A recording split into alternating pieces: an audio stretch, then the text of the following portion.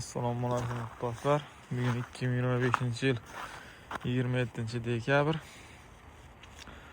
Bugun Finlandiyada dam olish kuni, Yangi yil bayramiga bir haftalik ta'til bergan.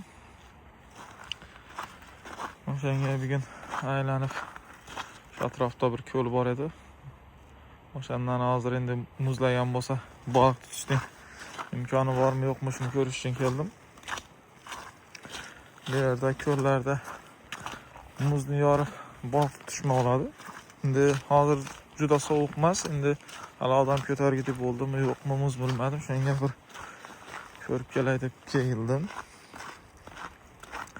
Agar endi muz qalinroq muzlagan bo'lsa, ko'l baliq tutmoqchimizda endi. Agar odam ko'targidek muzlagan bo'lsa, hozircha juda sovuq emas, -2, -3 bo'lyapti. Lekin ko'l muzlagan.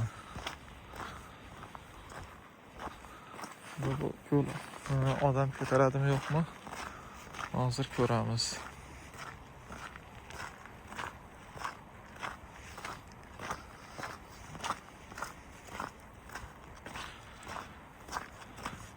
Ancha katta ko'l ekan bu. Bu tarafi juda katta, narigi tarafi hozir boshlanishida bu ko'lning.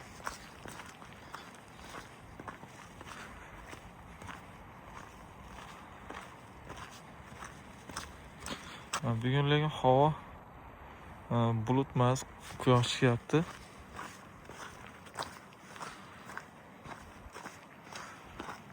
Ko'ramiz. Ana ko'taradimi yo'qmi?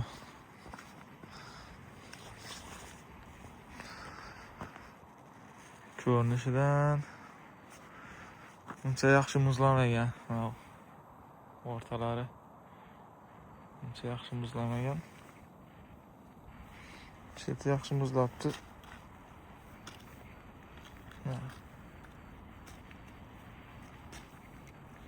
Yo'q, hali odam ko'taradi darajada muzlamabdi. Bu yerlarni yorib ko'rishibdi.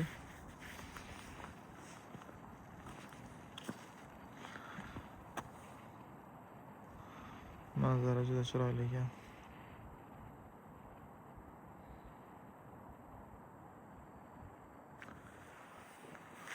Endi 3-4 kunga -14 daraja sovuq ko'rsatib qo'yibdi. Endi xudo biladi-da, 4-5 kundan agar -14 daraja sovuq bo'lsa, aniq bu odam ko'taradigan darajada muzlaydi. Keyin kelib muz yorib baliq tutsa bo'ladi ekan. Hozircha yaxshi muzlamabdi bu yerlar. Buralarda suv ham ko'rinib turibdi ekan.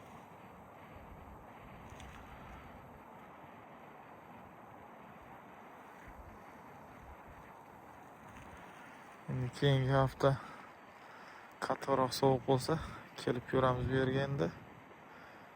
Keyin baliq tutsak, xudo xolasa, uni ham videoga olib joylayman. Baliq tutish jarayonini muz yorib, keyingi videoda xudo xolasa